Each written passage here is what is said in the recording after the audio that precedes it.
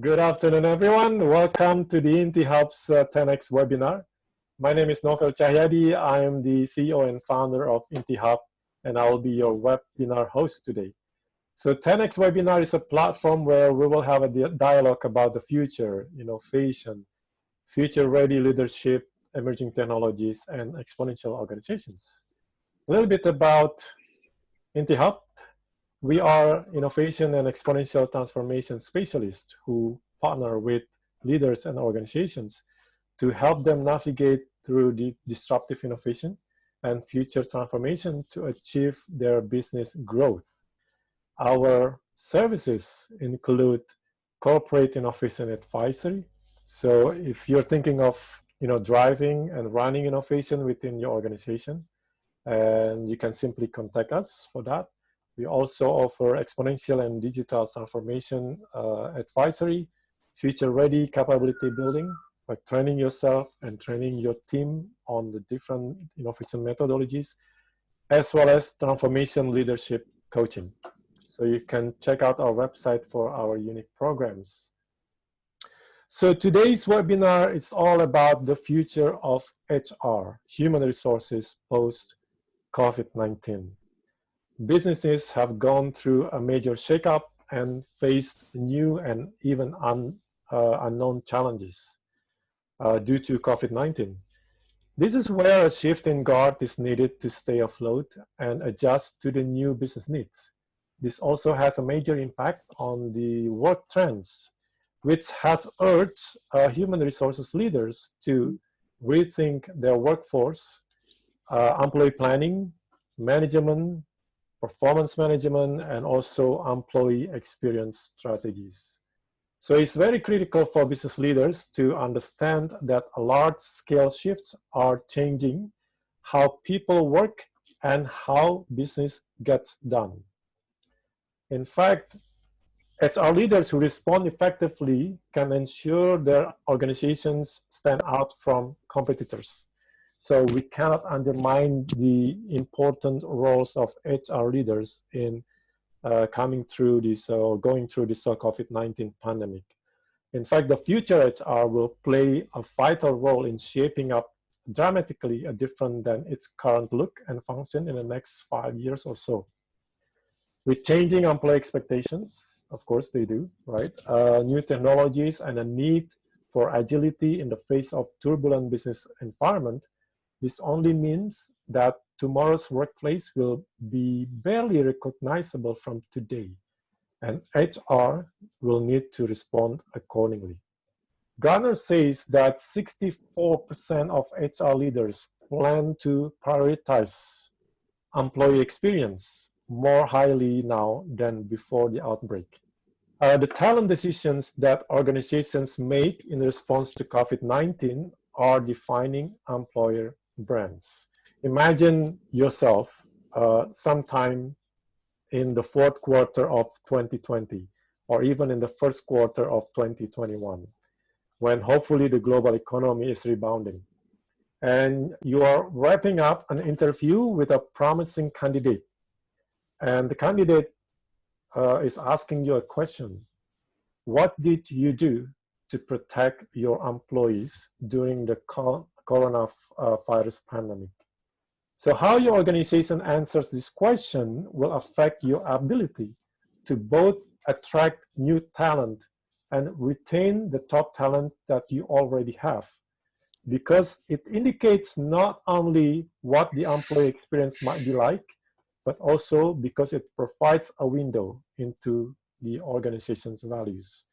So before I carry on, before I introduce our storyteller today, I just would like to run a very quick poll if everyone can participate. So I would like to get a feel from the audience here. What is the most important thing in your opinion? What is the most important thing in your people agenda post COVID-19? Is it strategic workforce planning, company culture, well-being, innovation, or is it open communication with empathy? So when I say open communication, it could relate to trust and transparency as well. Well-distributed responses. And I think there are an equal number of responses for well-being and open communications with empathy. The second one comes strategic workplace planning and company culture. And no one actually responded with innovation, which is quite interesting. Okay, so thank you, everyone. Without further ado, I would like to introduce to you our storyteller for today, Mr. Ghanim Alfalasi.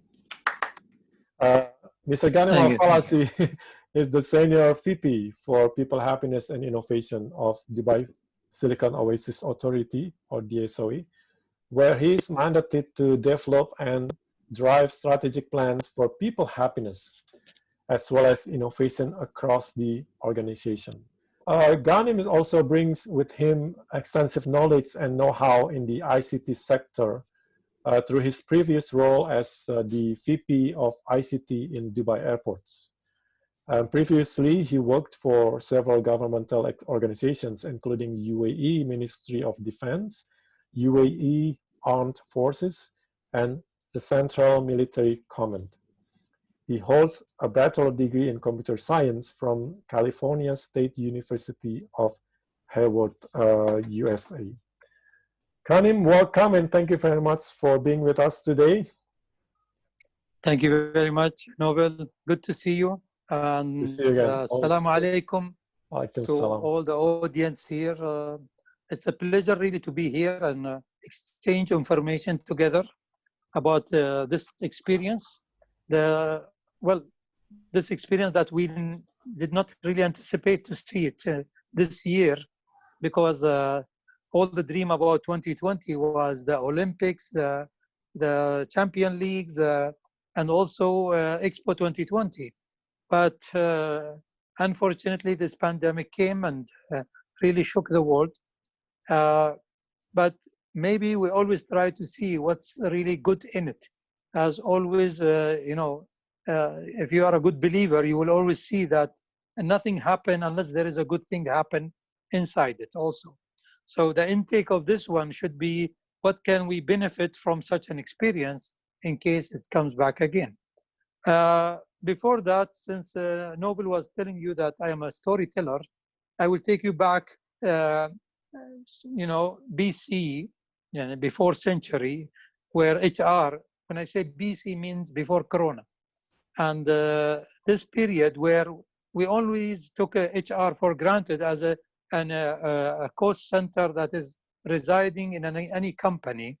But only few years back, we took a really big leap into moving from HR or human resource or even people management into people happiness.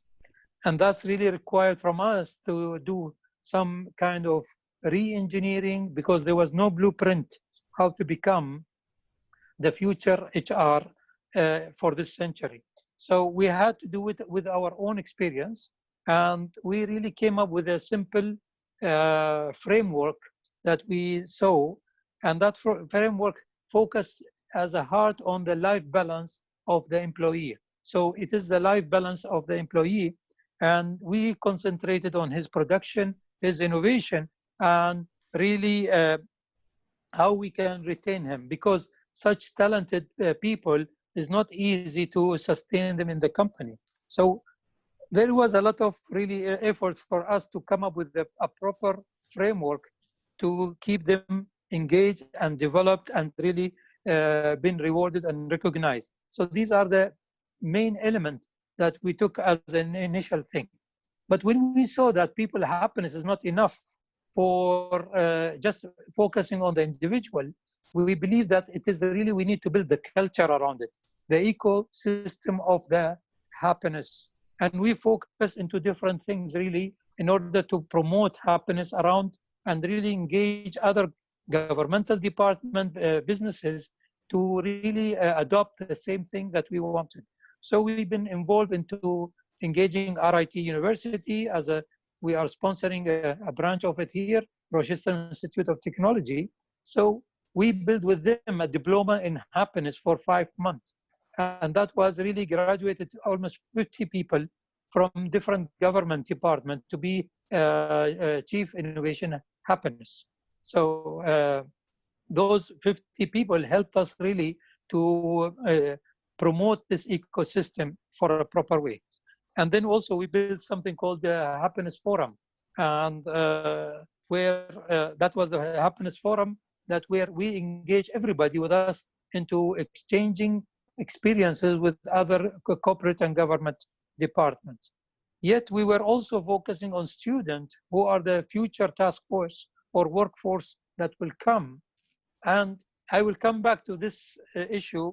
The Happiness Lab that we conducted in the universities, they were giving us signs that we did not really pay attention to it a lot. Most of the outcome of this Happiness Lab from the student was working from home, flexible hours of working, all this. Then I will come to this one later. So we try to focus on the corporate framework that I mentioned before about the individual life balance, innovation, recognition, and all this. And also we created something like a happiness council, where we sit as a majlis with people and we understand our employees. And the other element that we also neglect was the happiness big data. So the happiness big data, we focus mainly, I mean, the whole idea is about attracting or collecting all the information about that individual, so or that employee. So in order to make him happy or understand what will make him happy. So these are the components for our ecosystem. And we moved along into really developing this one from corporate happiness framework 1.0. We took it to Oxford University, been attested, partnering with Dubai Smart City, because they adopted happiness there. We also upgraded that one because we've been doing a lot of initiatives within that framework. Like every unit within our company, we will really give them a 7-star evaluation. So in front of their entrance, you will see a 7-star banner there, where we attested this department that they are happy employees or not. And based on this one, we also recognize them by giving them happiness kit for that. So this is really bringing the level of really loyalty and adaptation to happiness in a mature situation as we go along. But this took us 5 years to build. And while we are doing this one, so now we are really on the edge of reaching to applying the corporate happiness framework 2.0, and we have a new kind of measurement and everything. We've been really struck with the pandemic that happened to us. So what I was saying is the normal HR plus the people happiness approach, that is all called before Corona. So it is a BC. If we take it as a century divider, that is the BC.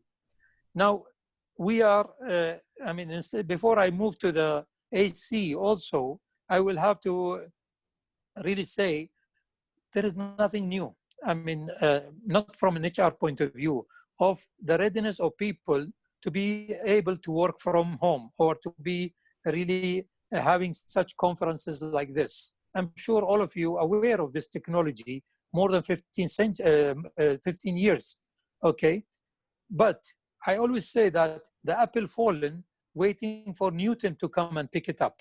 So innovation is there, but nobody was opening their eyes, especially when it comes to governmental departments. Maybe private sector, they've been through this one during crisis in Europe when they have the big smoke there. They could not do business trips, so they've been using this technology for them. But here, with all this technology, we still have a rigid system that they want us to come to office. They want us to really punch in, punch out, spend the 7 hours or 8 hours on our desk. That rigid system was really contradicting what we were trying to do for our people. So this is where the thing really gave us this kind of flexibility when we were living during the pandemic. So the challenge was, or the fear that the management will be really a little bit shocked. But fortunately, we as the United Arab Emirates, and we are really blessed to be in this country, the fundamentals or the base was there. The infrastructure is there. So the conversion was not hard for us to adopt. So what happened during the pandemic, the Dubai Silicon Oasis created a team to really look into what can we do or what we have to do. And that team or task force focused on to how to really transform the people who are working on a daily basis into working from home. So that went into a very gradual approach by going 30% first and then 50% until we reached 100%. And the real amazing thing that the top management were pushing the people to be at home. So it was like the unusual part where the top management will always ask you to stay on your desk. Now they are pushing you to go home and work from there. And that was really the transition that happened to us in this pandemic stage. While we are all, or almost all of us at home, we were really thinking about the new normal. So is it gonna be different than before or not? And we were trying to orchestrate something new, something that is really will have a breakthrough for HR and for other people also to see what we can do together here. Now, this situation really helped us to look into things. What are the advantages of or disadvantages of people working from home? Now, when we send people as working from home, we found out that we did not measure the task or the performance in a proper way. So we always, then we also arranged to have like a weekly update by the line manager to his employees, which task they will achieve this week. So the funny part is that everybody achieved 100% because you could not quantify the task. So people could do 2 tasks for the 35 hours, and that's 100%. So it's not the right measurement of performance, which also lead us to realizing that this is not a proper channel of testing. And we found out also a lot of people are really not fully occupied. So a lot of finding happen when people are at home because they've been busy with their kids in a school, so they did not devote their time for working, or they finish their task that is allotted to them. But that means we did not really optimize the use of those employees even when they were in their offices. So a lot of finding helped us to look into what we can take from this one. As I say, we have thought of coming up with something as a new normal for DSO, and that new normal will be more of focusing, how we expand the virtual environment for the people. So the capability is people are working for 7 hours, but we are now clearly utilizing them more and stretching this one. I think most of us now, we can reply to Zoom call or email or Teams message, even at night. So now the work environment extended, the work hours extended. We realized that we need to build up more clear objectives and really assigning the proper weighted or measured responsibilities to our people working from home. And we can have an immediate appraisal or performance measurement because we can see it instantly as it's been achieved. So there is also a very open communication happening between line manager, employees, and among them also. So the remaining part is really what we don't see, or are they in this period been treated very well or not. When they were on site, we were really arranging a lot of happiness activities for them. So it took us more effort to really approach them by engaging them into virtual events. So just to keep them in touch with the organization, make them more, not to forget that one day they've been really part of this company. So that engagement really helped us really keep the employees as if they were in their offices, literally, but I mean virtually, but that also not enough, okay? So we came up to really say, okay, what will be the new normal? It will be a work classification. We will create immediately people who are really needed to come back after COVID to their offices or to the field. That will be one classification. There's people who will be always not needed to come and they will be working from home, and that's another classification. And in the middle, we have this kind of really hybrid solution or hybrid classification where people can be working from home and coming to office. And these are the three classification. Plus, we looked into part-timers and we looked into people working even locally or remote from other countries. So we opened up for multiple classification. Now we are really into the understanding of the impact from a financial point of view, from also operational point of view to our organization. What will happen if we apply this kind of classification?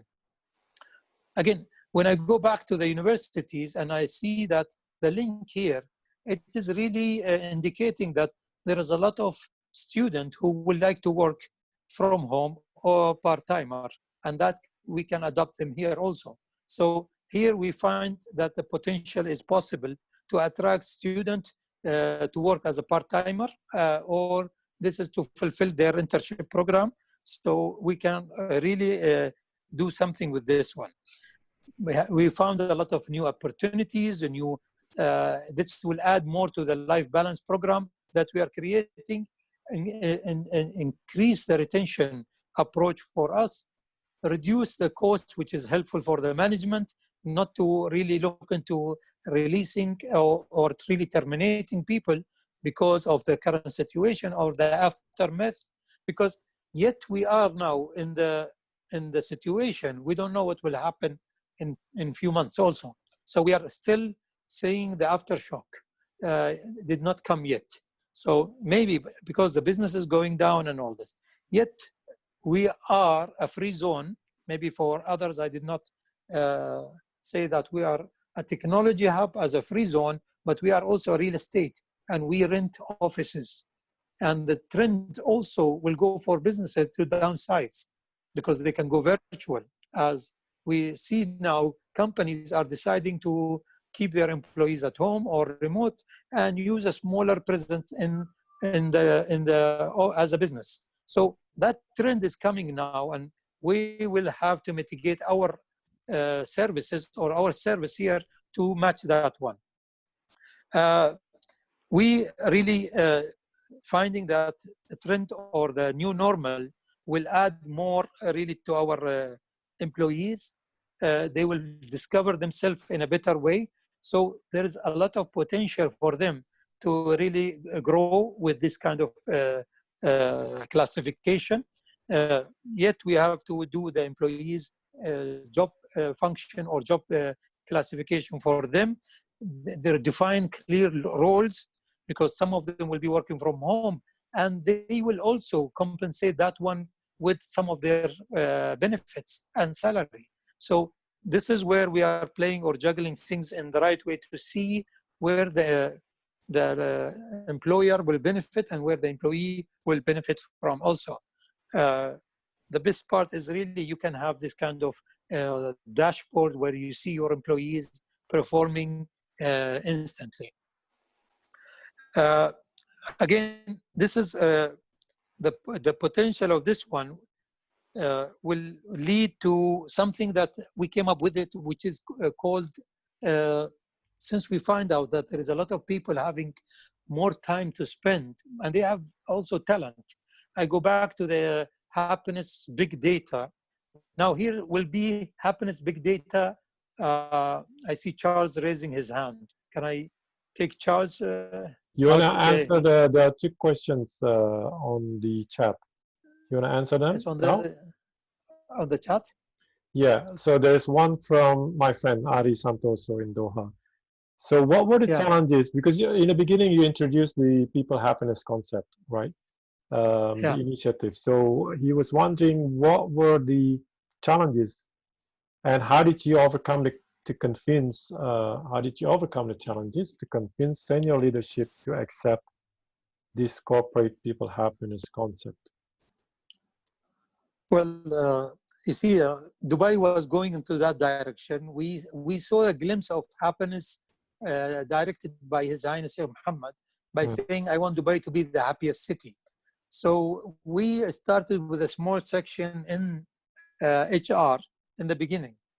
But then we said, let's go and take it we embrace it as a real belief, you know. So we said we will convert HR to be a people happiness department. So the management took us very lightly. They were not really 100%, you know, accepting this one or believing this one, but we sold it very lightly. A year later, His Highness appointed the Ministry of Happiness. So at that time, we really went to the management and said, we told you so. That really what led to being a corporate happiness, and then the belief strengthened, and we continue with that one. Yes. Okay, there's another question from Iman Kunyawan, also not a friend of mine. He was wondering how to make sure that the employees wouldn't abuse the working from home, right? I think you touched on briefly about the, you know, how to make sure the productivity of the employees, which is still quite challenging at this point, right? Well, I think again, since we are 100% from home, we measure the transaction that happened. Some people will have a clear indicator or KPI that we can say, okay, this is where they achieved. So we can measure that one. Some people, they don't have, they are very operational, but they don't have KPIs like that. And this is, we know where people can really abuse the system. And that's why we are trying to really solve this issue. So we are not really a bulletproof system that we have for this, and we are building that system. So for KPIs, we were, as I give an example, sometimes we were really underestimating or under assigning people to do their job. So we give them 2 tasks instead of really achieving more. So we did not stretch their potential for the week. And that's where we need to really reconsider and reevaluate. Now, if no more question, I will just add one thing, which is a new concept that we're trying to introduce for a horizontal performance. We call it in freelancing. Now, we find out that also employees can take other generic tasks from other departments. So it's more like freelance.com or a freelance job. We have our employees go into a portal called InFreelance, and InFreelance is a portal within the SO company where tasks are posted there by different departments, and employees who are from HR or finance or any can apply for these tasks, even though it's not their core department. They can apply for it, and they will achieve it, and they will get like an appraisal for it, and they will really will be evaluated accordingly. So the in freelancing will also, for those people who are sitting at home and they finish their department task and they are free, they can get more points or more stars from achieving other tasks. Now, I give an example. If I am an HR with some financial background and I'm sitting at home, I finish my HR task and I see that there is a job by the finance line manager who want to really post it in freelance portal. And he wants an extra hand, especially in this current situation where people are really, you cannot hire more people or you cannot really you are in need of really somebody to do this extra task. I can apply for it even though I am in HR, and I will be recognized by giving points to this individual, which will feed back to my annual appraisal at the end. So this is really in the making now, and we are trying to introduce it part of the new classification of the organization. Yes. It's actually quite interesting because I read recently an article from Gartner. So they're saying that over 30% of employers now are shifting towards what they call contingent workers to replace some of their full-time employees. So in a sense, it includes freelancers as well. But I guess, if you're talking about e-freelancing, it's a very nice initiative. But unless you get the buy-in from everyone, it could be, I would say, a double-edged sword, because you don't want the line managers telling you that, oh, you're taking that, so you basically don't have a lot of work. So, you're not occupied, right? You can actually take someone else's job, right? And then it's all about, it's a matter of prioritizing as well, right? Well, you hit on to the really freelancing, and in order to sustain your loyal employees also, now we found, or we discover, people who are really moving into doing somebody else's job. They are so good that we don't need to hire somebody there, and maybe this is a ladder for him to climb, a new ladder that he did not see. So you're right. If I do a task, but as we say, if it's the flexible hours, I can do my task earlier and finish it. Agreed with my line manager that I've done my job 100%. But this will give me only in my performance 3, out of 5. But in order, if I want to increase this one, I can work extra hours from home and do the other, and maybe I will raise my performance to be 4 or outstanding. So this is, I'm opening the channel for people to really improve themselves. Plus, I will also give a very general education to them. So there is some, let's say, jobs that require generic learning. This will be part of our learning. We will teach them the generic task that is available across. So every employee can go and join and take this kind of awareness or training, that they can do it from finance, HR, IT, wherever. So here we are expanding our task force, and instead of, because we don't want to go into the situation of really either terminating or we are not capable of hiring more people. So we are utilizing the maximum. Okay. So talking about AC, you've been sharing some success stories in the SOA. So in general, where do you see the shift of the HR roles in the AC period? So after COVID period, where do you see the shift in their roles? And secondly, do you have any tips for the HR leaders on how to 10x their HR roles going forward? Well, I think you touched on to the freelancing and the open resources that you can have as a pool worldwide. And what I'm saying is HR, it just goes beyond the classification of the workforce, right? So here we're talking about the well-being now, because what I also read recently in the article, now there's also an obvious shift of the role of the HR and also line managers. Now they're becoming like a social safety net. So they become like, really the role, one of the primary role is to monitor not only the productivity of the employees, but also the well-being, the health, and the social, the mindfulness, and that kind of things of the employees. Well, I will go back to your poll that you did. The well-being is number 1. Yeah. Because open communication and empathy is part of it. So you were misleading our audience here. by giving them I didn't the intend same to. question. Yeah, because well-being is really the whole umbrella of everything that we talked about it in the happiness program that we have. Now people, they don't talk about happiness, they talk about well-being.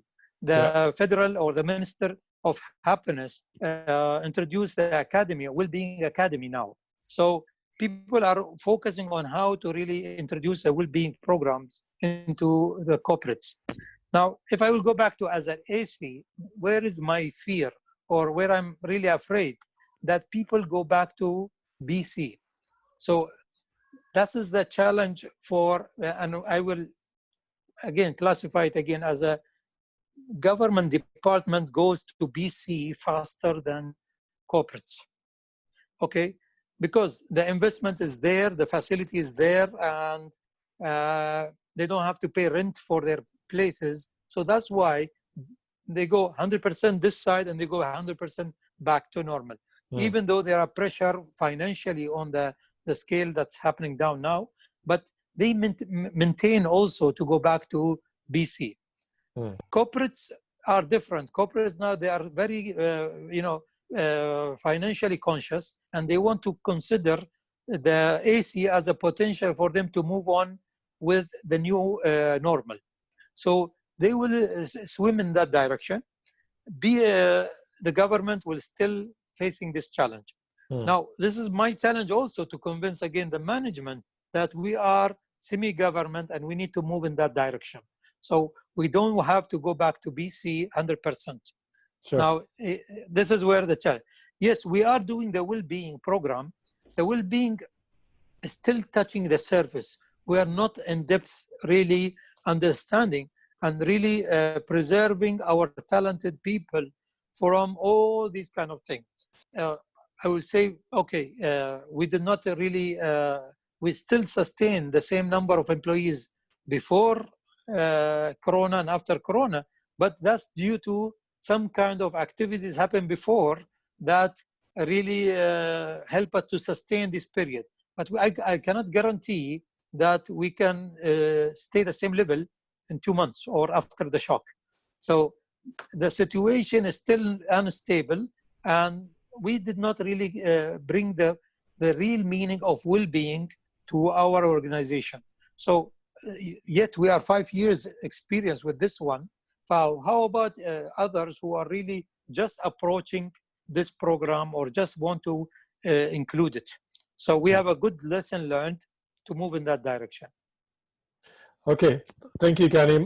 We've got Charles. Charles, would you like to share your question? Yeah, good afternoon. Good afternoon. Hello, Charles. Hello. How are you, Ghanim?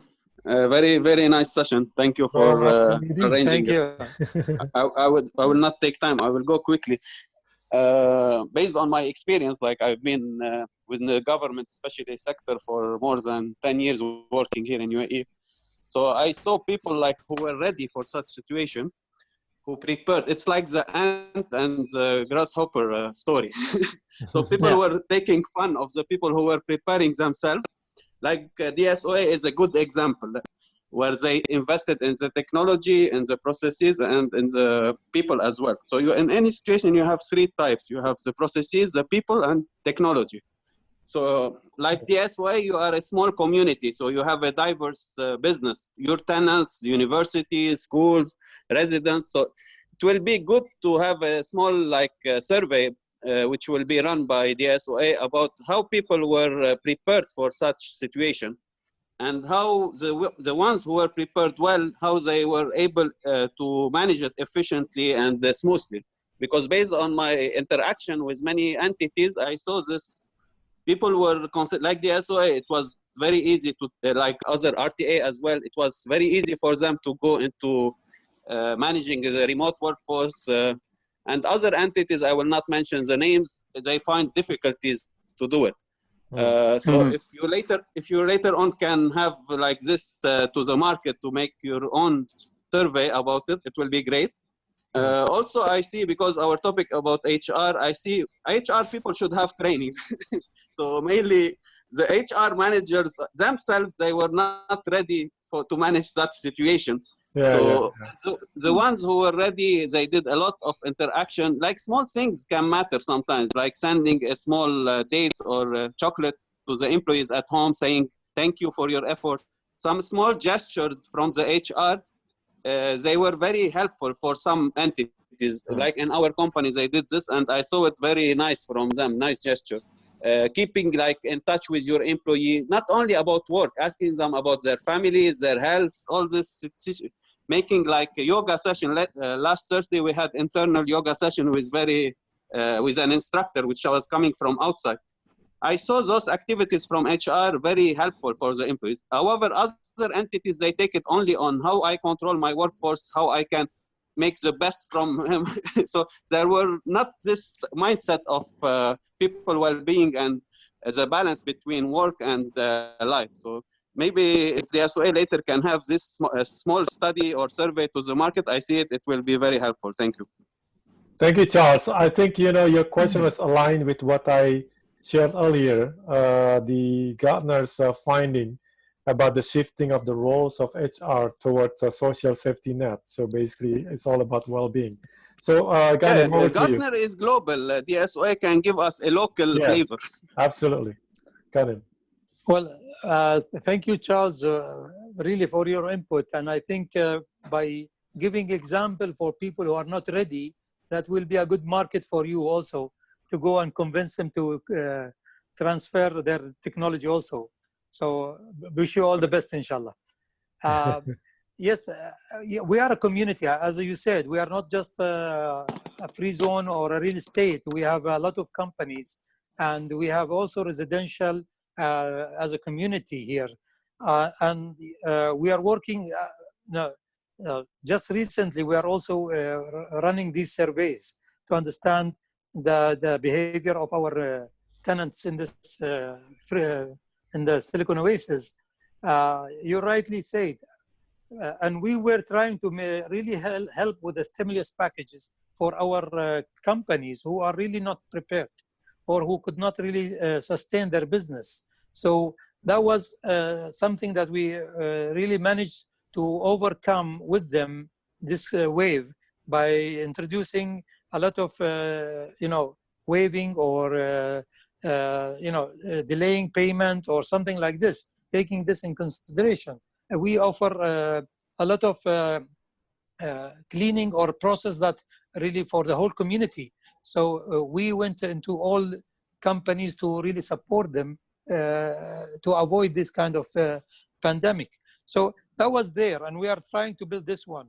And since that time until now, we are thinking also, to give more entertainment, more activities for them. So inshallah, soon you will hear more about what we are doing for our client and for our tenant in DSO. And we hope to see you, Charles, there also. Inshallah. Thank you so much. Yeah. I'm very impressed really by DSOA. What my idea was, if you can share your story to the public, this is my point later on. Once you can, in a small case study or a small survey or whatever, you can name it. Thank you. Charles, we are already public now. We are on Facebook by novel. No, great. No, I mean, sharing a case study about your experience as DSOA in the current pandemic. Yeah, that's my point. Thank you. Okay, thank you, Charles. Thank you, Charles. Now we've got Daniel from Cameroon. Okay, good afternoon. Good afternoon, Novel. Good afternoon. Good to see you again, Daniel. Great to see you too. Thank you so much. And this topic is really timely, and I thank you very much, Ms. Ghanim, to carry it out. And thank you. The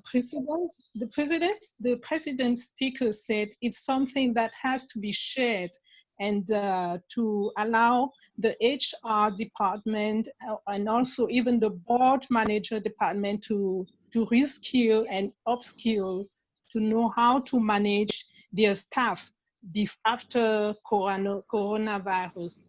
Well, this said, before that, I had my question, and why taking into consideration the concept of happiness you introduced,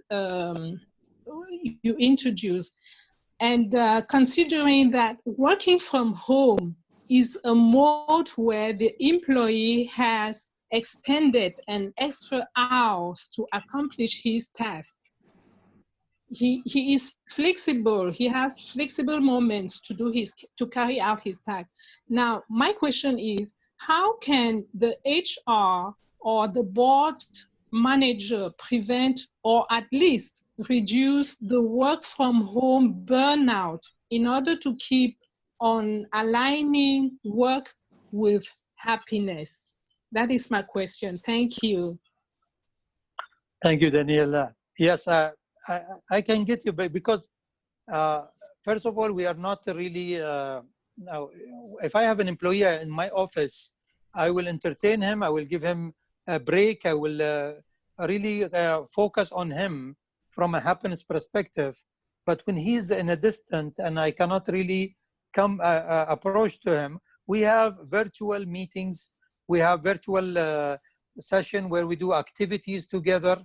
So we have like a group activity where like an open Thursday, where all employees get together in Zoom and really have certain activities.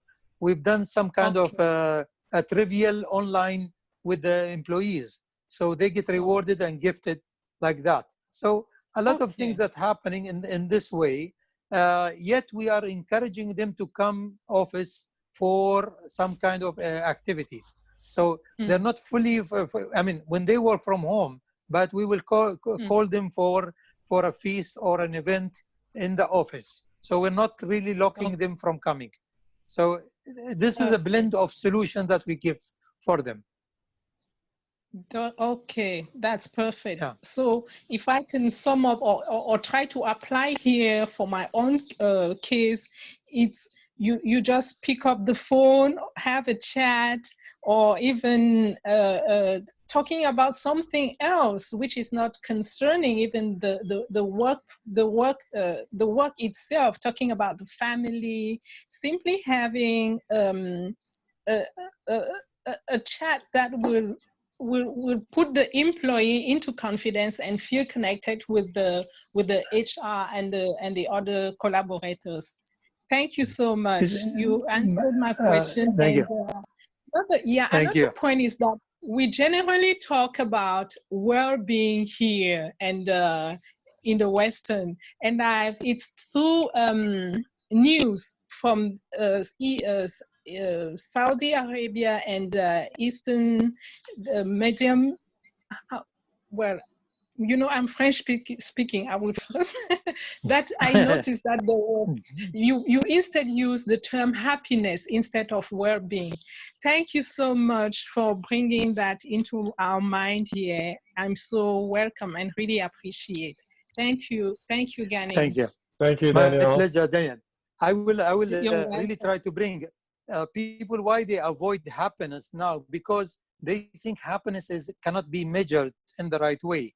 So that's why they are shifting to well-being, and they can really give a good indicator of well-being.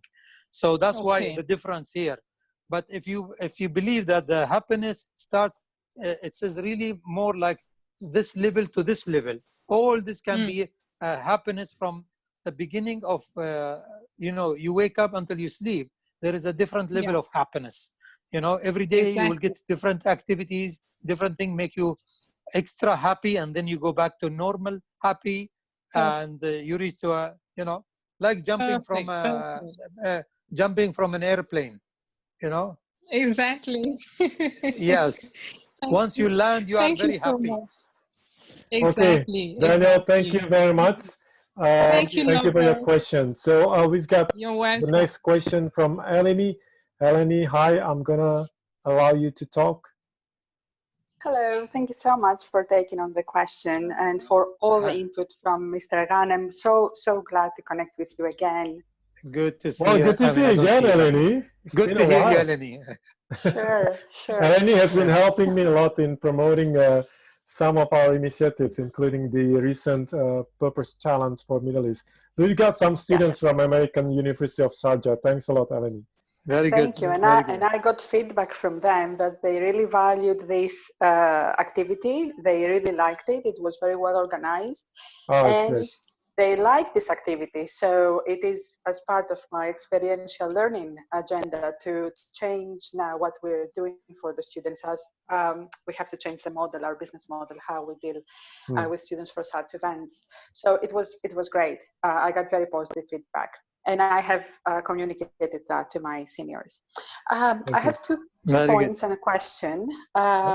Yes. I very much liked the tap into our talent pool for other activities. It is so entrepreneurial. And I have seen it happening. I have worked all my years in higher education. I have worked in multidisciplinary teams. So it's great. And I think that the framework for this is by senior management to give trust to the employee. Yes. So trust is, I think, a key term here. What Novel was saying that, oh, your manager will see that you don't have enough tasks, so they will go back and tell you, oh, you don't have enough tasks, we will need to give you more tasks in your department. But I think it is trust and the intrapreneurial mindset with to get to do this, which I think it's great. My question pertains to what I'm doing now. I'm doing career services and internship program, again, as I used to do before, internship program, career services, and leadership development for young, for fresh graduates. So my question for post-COVID era is the following. Do you feel that, and this is just out of your expertise, do you feel that post-COVID era will impact the business model on recruiting young talent, either for entry-level positions or for full-time positions or for internships? What do you feel would be the impact of COVID, the post-COVID era, on recruitment of fresh graduates? As you know very well, you've been so much involved in higher education. We have so many universities in the UAE. We're all working very hard in career services to convince businesses to hire local grown talent, to hire graduates from our universities instead of bringing abroad fresh graduates for entry-level positions. How do you feel that will be impacted by this after the end of the pandemic or during the end of the pandemic? Well, I will reply to this one by saying, if you saw Trump is already endorsing the talent more than the certification. And gradually we are introducing people with skills that can apply online jobs or work from home environment job. So there is a great potential for people to have, maybe it's not highly paid job, but that's an initial step for them to enter. Before we didn't have, either you come to office or there is no job for you. But now we are opening the door for that kind of classification. So a lot of internship door will be open for them, either working from home or working like a part-timers until really they really build up their, let's say, credential. So I think there will be a huge potential for them in the future to have access to open tasks or open jobs online, where the trend is going now. So before, people were only looking into hiring people, giving them visa, bearing all these expenses to have them in the office. But now if you come with an open hiring or an open environment, it will be less headache on the company and more potential for the young who are talented but could not really show their talent to work in the company. You know, I'm very much careful when I want to hire permanent employee because I get stuck with him. But if I open the door for task by task job and then I develop him more and more, then I will have more option to select from. So for me, I see it very positive, and I call it the AC environment, the new normal. And I think this is where will depend more on the talent of the individual. That's great. That's great. Sounds Yeah. good. I'm happy to hear a positive perspective on this. Yeah. Actually, I liked that you brought up that keyword, Eleni, trust. Mm-hmm. Yes. So I think trust is really the key word during the pandemic. It's very important for the organizations and for the leaders to have an open communication to the employees. So the trust and the transparency, I guess these are the two keywords that are very important. I have to say something about trust. I mean, the question was about people, if they are working other jobs, will be mistrusted. In our organization, I will say all employees, or most of the employees, they are sharing also or participating in task forces. So they are working their job, but also they are member of one or more task forces. And this task force has nothing to do with their job. So that's really show that how open our management to people taking other tasks and moving into that direction. So here we have the trust, and we need to utilize it in a better way with a better recognition for the employee. Excellent. Great. Thank you so much. Thank you, Eleni. Thank you. Good. I would like to ask Ghanim, do you have a closing remark for everyone? Well, my remarks will be, I hope that people don't get impacted by, if they see that everything going back to BC. Maybe if we go to BC, and I hope not, that we come back to another pandemic or another issue, you will see people running back again to AC. So just try hard to keep and really push for the new normal. And if it didn't happen this time, I'm sure it will happen again, or it will be better for the next time. So those who are going to BC now, they have to convince their management, they have to work toward the new normal. That's my closing remark for everybody. And I really appreciate Novel for bringing me here with NT Hub to meet the beautiful people here and exchange with them this kind of information. I thank all of them really, and thank you very much. Well, thank you so much, Ghanim. Thank you for your time. Thank you for your kindness and willingness to share the stories, to share your experience of dealing with this COVID-19 in your organization. And also, I would like to share this one, the program that we are about to launch very, very soon. And you're gonna receive more information this week about our 10X Academy. This is the sprint version, which is a 6-week program.